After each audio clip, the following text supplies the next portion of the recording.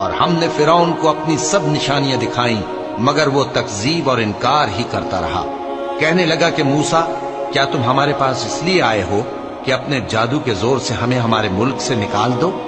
تو ہم بھی تمہارے مقابل ایسا ہی جادو لائیں گے، تو ہمارے اور اپنے درمیان ایک وقت مقرر کر لو کہ نہ تو ہم اس کے خلاف کریں اور نہ تم، اور یہ مقابلہ ایک ہموار میدان میں ہوگا۔ موسیٰ نے کہا کہ آپ کے لیے یوم زینت کا وعدہ ہے، اور یہ کہ لوگ اس روز دن چڑھے اکٹھے ہو جائیں۔ تو فرعون لوٹ گیا اور اپنے سامان جمع کر کے پھر آیا۔ موسیٰ نے ان جادوگروں سے کہا کہ یہ تمہاری بربادی ہوگی، اللہ پر جھوٹ نہ باندھو، وہ تمہیں عذاب سے فنا کر دے گا، اور جس نے جھوٹ باندھا وہ نامراد رہا۔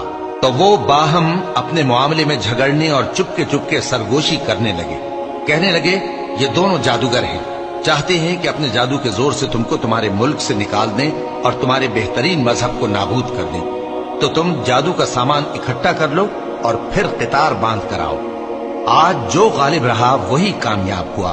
جادوگر بولے کہ موسیٰ، یا تو تم اپنی چیز ڈالو یا ہم اپنی چیزیں پہلے ڈالتے ہیں۔ موسیٰ نے کہا، بلکہ تم ہی پہلے ڈالو۔ جب انہوں نے چیزیں ڈالی تو یکا یک ان کی رسیاں اور لاٹھیاں موسیٰ کے خیال میں ایسی آنے لگیں کہ وہ میدان میں ادھر ادھر دوڑ رہی ہیں۔ اس وقت موسیٰ نے اپنے دل میں خوف محسوس کیا۔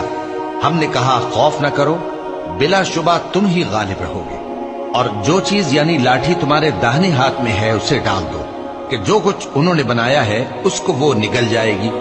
جو کچھ انہوں نے بنایا ہے یہ تو جادوگروں کے ہتھ کنڈے ہیں، اور جادوگر جہاں بھی جائے کامیاب نہیں ہوگا۔ اس پر جادوگر سجدے میں گر پڑے، کہنے لگے کہ ہم موسیٰ اور ہارون کے پروردگار پر ایمان لائے۔ فرعون بولا کہ پیشتر اس کے کہ میں تمہیں اجازت دوں تم اس پر ایمان لے آئے؟ بے شک یہ تمہارا بڑا یعنی استاد ہے جس نے تم کو جادو سکھایا ہے، سو میں تمہارے ہاتھ اور پاؤں مخالف سمت سے کٹوا دوں گا، اور تم کو کھجوروں کے تنوں پر سولی چڑھوا دوں گا، اور تم کو معلوم ہوگا کہ ہم میں سے کس کا عذاب زیادہ سخت اور دیر تک رہنے والا ہے۔